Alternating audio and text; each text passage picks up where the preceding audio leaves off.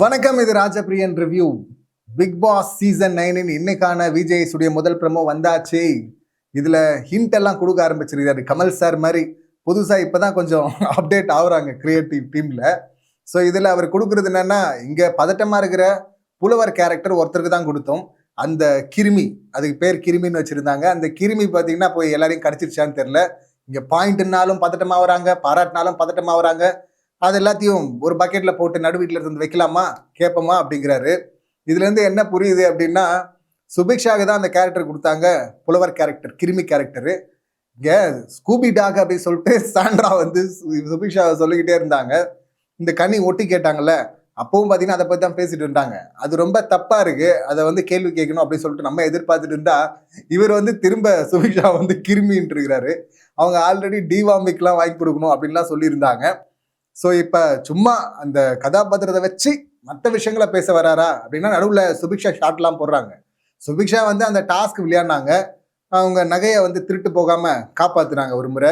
அவங்க பஞ்சாயத்து சிக்கினது அப்படின்னு பார்த்தீங்கன்னா, ஆரம்பத்திலேயே எவிக்ஷனில் இருக்கிறோம் அப்படிங்கிறதுக்காக தான் சிக்கினாங்க. ஏன்னா ரம்யா இல்லை எவிக்ஷனில், வியனா இல்லை. ஸோ அதனால சுபிக்ஷாவுக்கு ஹெவியாக பயம் வந்துருச்சு. அந்த பயத்தினால தான் பார்த்தீங்கன்னா ஆரம்பத்திலே அழுதாங்கல்ல. ஃபன் டாஸ்க்குன்றவங்க பார்த்தீங்கன்னா காலையிலே போயிட்டு அங்கே போய் அவங்க டீமில், ஆப்போசிட் டீமில் அவங்க சேர் போட்டு வச்சிருக்கிறாங்க அந்த பெடஸ்டல் பக்கத்தில் பாதுகாக்கிறதுக்கு. அங்கே போய் உட்கார வேண்டிய அவசியம் என்ன இருக்குது? அதுக்கப்புறம் சாண்ட்ரா அதை டீல் பண்ணது அது தப்பாக இருந்தது. அவங்க தள்ளி தான் விட்டுட்டு இருந்தாங்க.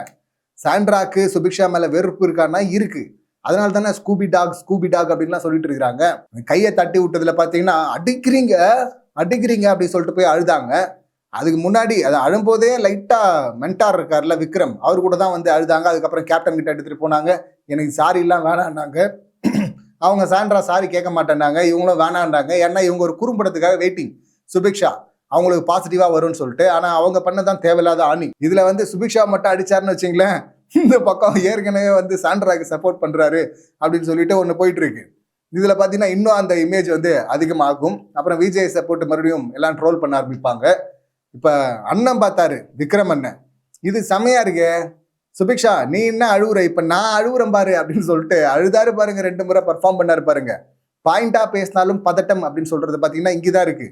வியனா அவங்க பாயிண்டா தான் பேசினாங்க. 2 சம்பவம் தான், 2 சம்பவத்திலையும் அழுகுறாங்க. இருந்தாலு டாஸ்க் ஏரியாவில் இருக்குல்ல, அங்கே ஆக்டிவிட்டி ரூம்ல இருந்து வெளியே வரதுக்கு முன்னாடி எல்லாரும் லாக் பண்றாரு டோரை. அப்போ அந்த தள்ளுமுள்ள பார்த்தீங்கன்னா கை கீறல் ஆகுது வியனாக்கு. அவங்க சொல்றாங்க, சாண்ட்ரா பண்ணது மேன் ஹேண்ட்லிங் அப்படின்னா, அப்போ நீங்க பண்ணது என்ன, நீங்களும் மேன் ஹேண்ட்லிங் தான் பண்றீங்க அப்படின்னு சொல்லிட்டு பாயிண்ட்டை போட்டதும் பதறி போயிட்டு அப்படி மனுஷன். கேஸ் அந்த பக்கம் வரப்போகுதுன்னு பார்த்தா என்ன ஏமால எழுதிட்டு இருக்கு இந்த புள்ள அப்படின்னு சொல்லிட்டு, பாயிண்ட் இல்லாததுனால பேச முடியாது. வியனாகிட்டே இவரால் பேச முடியல. அப்புறம் என்னத்தை இந்த ஆள் வந்து கப்பெல்லாம் கனவெல்லாம் காண்றது. இதுல வேற வந்து ரொம்ப அறிவாளி ஜீனியஸ்ன்னு வேற வந்து கூட இருக்கிற இந்த கனி மாதிரி அக்காரெல்லாம் இருக்காங்களா, தத்தி அக்கா, இந்த மாதிரி அக்காங்கெல்லாம் வந்து ஏற்றி விட்டுட்டு இருக்கிறாங்க. அழுகுற அப்படி. இது மாதிரி எந்த உலகத்துலங்க இது ரெண்டும் ஒண்ணு? அதுல அவங்க அடிச்சன்றாங்க, அடிக்கலன்றாங்க, அது 2 பஞ்சாயத்து, அதை விசாரிக்க வேண்டியது வேற. பட் இங்க எல்லாம் ஒட்டுமொத்தமா லாக் பண்ணும் போது இது மாதிரி அடிப்படுது இல்லை, இது கரெக்டானு கேட்க போறாங்க. டாஸ்க் அப்படிங்கிறதுனால அதை விட்டுருவாங்கன்னு வச்சுங்க. ஆனா இதுக்கு பதில் சொல்லி தானே ஆகணும். இல்லை அது வந்து தெரியாமல் நடந்துச்சுன்னா சாரி கேட்கணும்ல. இவர் சாரி கேட்டாராம், அவங்க சாரி கேட்கலையா. அதனால இது ரெண்டும் எந்த உலகத்துலங்க ஒண்ணு அப்படிலாம் சொல்லிட்டு அழ ஆரம்பிச்சிட்டா. அப்படி அவருடைய கேம் என்னன்னு சொல்லிட்டு புட்டு வச்சாங்க. ஏன்னா பாதிக்கப்பட்டவங்கள ஒருத்தங்க வியனா கிளியரா சொன்னாங்க, ஒரு 4-5 பேரை சேர்த்து வச்சுக்கிறாரு, இவர் மட்டும் மேலே வளர்றாரு, மற்றவங்க எல்லாம் கீழே போயிட்டே இருக்கிறாங்க அப்படின்னு. ஸோ அப்படி சொன்னவங்க என்ன எண்டு கார்டு போடுறாங்கன்னு பார்த்தா, அடுத்து இவரா போய் ஒரு சம்பவம் பண்ணாரு பாருங்க. பார்வதி தான் வந்து அங்க அந்த பக்கெட்ல பார்த்தீங்கன்னா துணியெல்லாம் இருக்கு, அதை செக் பண்ணணும் அப்படின்னு சொல்றாங்க. இப்போ கேப்டன் கிட்ட சொல்றாங்க. கேப்டன் வந்து பார்த்தீங்கன்னா எடுத்துட்டு வந்து இங்கே வைக்கின்றாங்க நடு வீட்டில். இவர் தானே அட்வைசர் கேப்டனுக்கு, இவர் தானே கேப்டன் மாதிரி இருந்தார், ஷேடோ கேப்டன் இல்லை இவர். இப்போ இவர் தானே சொல்லியிருக்கணும் அங்கே, இல்லைம்மா அது மாதிரிலாம் எடுத்துகிட்டு வரக்கூடாதுமா, அது ப்ரைவேட்மா, அது ப்ரைவேட் ப்ராப்பர்ட்டிமா, அதை எடுத்துகிட்டு வரக்கூடாதுமான்னு சொல்லணும்ல. இதில் இன்னர்லாம் வேற இருந்துச்சு அப்படின்னு சொல்லிட்டு அவங்க வியனா வந்து கேட்குறாங்க, எல்லாம் ஏன் ட்ரெஸ்ன்னு தெரிஞ்சுதான் எடுத்துகிட்டு வந்தீங்களா அப்படின்னு கேட்டாங்க. ஃபர்ஸ்ட் அது நடக்கும்போது அங்கிருந்து குரல் வருது. அரோரா தான் சொல்கிறாங்க, என்ன அவர் வந்து வாண்டடா அந்த இன்னர்லாம் வந்து நோண்டி பார்த்தாருன்னு சொல்றியா அப்படின்லாம் வந்து அவங்க சொல்ல. கடுப்பாயிட்டு இவங்க போயிடுறாங்க. வந்துட்டு அதுக்கப்புறமா சொல்றாங்க, என்ன இவங்க விமன் கார்டு லெவலில் திருப்ப பார்க்குறாங்க அப்படின்னு. கானா வினோத் ஆமா ட்ரிகர் ஆகிறாரு அப்படின்னு சொல்லிட்டு அரோரா சொல்ல, கமருதீன் ஃபர்ஸ்ட் சொன்ன அப்படி, அடுத்து அரோரா சொல்றாங்க, அதில் வந்து நீ ஜால்ரா போடாத உட்காரு அப்படின்னு சொல்லிட்டு கானா வினோத் சொன்ன அப்படி, அது தப்பு சாரி கேளு அப்படின்னு சொல்லிட்டு விக்ரம் சொல்ல.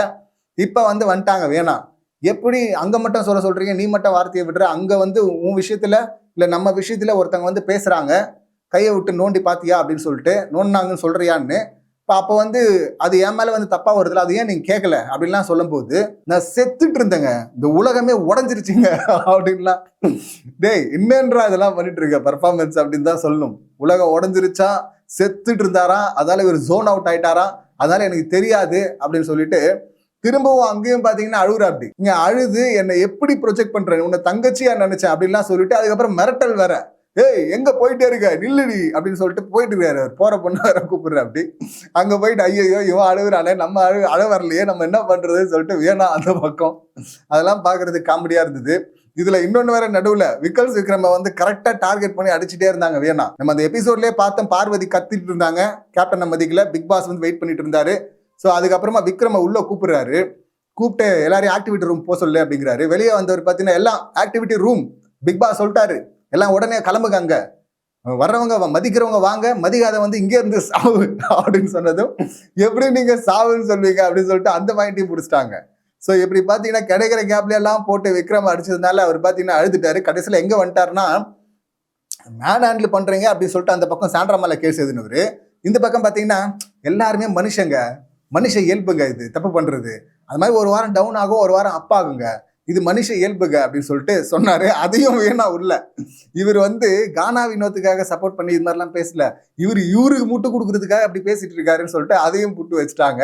ஸோ எந்த பக்கம் போனாலும் அடிச்சா என்ன பண்றது? ஸோ இப்போ அடிக்கணும் அப்படின்னா இதுல வேணா பெரிய சம்பவம் பண்ண மாதிரி தெரியல, அதை எடுத்துட்டு வந்து நடு வீட்டில் வச்சது தப்பு. அப்படி பார்க்கும்போது விக்ரமுக்கு தான் அடி அப்படின்னு தான் நினைக்கிறோம்.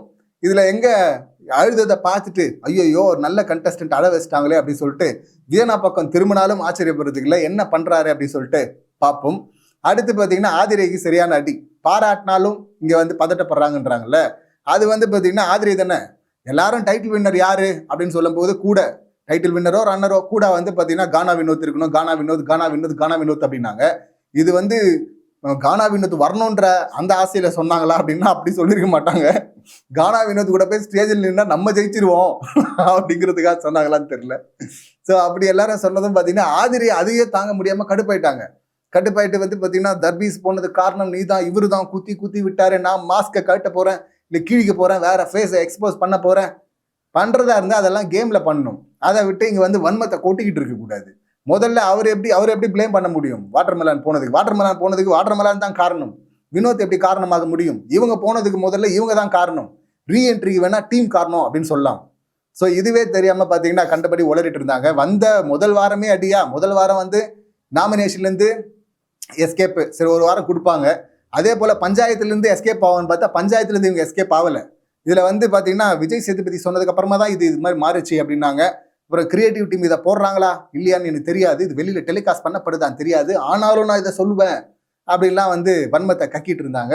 ஸோ அதுக்காக ஆதிரைக்கு சரியான அடி இருக்கு அப்படின்னு நல்லாவே தெரியுது. இதோட சேர்த்து 10 பேரை தூக்கி உள்ள ஒஸ்ட் குத்துங்க அப்படின்னு பிக் பாஸ் சொல்றாருன்னா 10 பேருக்குமே அடி இருக்கு, அந்த 10 பேருக்குமே சரியா இருக்கு. அதுல வந்து சில பேர் வந்து இங்க குரூப்ல டூப் மாதிரி பார்த்தீங்கன்னா பெஸ்ட்டும் வாங்கிட்டு நின்றுட்டு இருந்தாங்க, அதுலயும் சிலருக்கு அடி இருக்கு அப்படின்னு சொல்லிட்டு நல்லாவே தெரியுது. ஸோ இன்னைக்கு எபிசோட் பார்த்தீங்கன்னா பயங்கர ஃபயரா இருக்கும் அப்படின்னு சொல்லிட்டு எதிர்பார்க்குறேன், ஹெவி ரோஸ்ட் இருக்கும் அப்படின்னு சொல்லிட்டு எதிர்பார்க்குறேன், ஏன்னா கண்டென்ட் அந்த மாதிரி இருக்கு. இந்த சம்பவங்களை நீங்க எப்படி பாக்குறீங்க, உங்க கருத்துக்கள் என்ன அப்படிங்கறத கமெண்ட் பண்ணுங்க. அப்படியே மறக்காம இந்த வீடியோக்கு ஒரு லைக் போட்டுருங்க, ஃபேஸ்புக்ல பாக்குறவங்க ஃபாலோ பண்ணுங்க. மீண்டும் அடுத்த வீடியோல சந்திக்கலாம். நன்றி, வணக்கம்.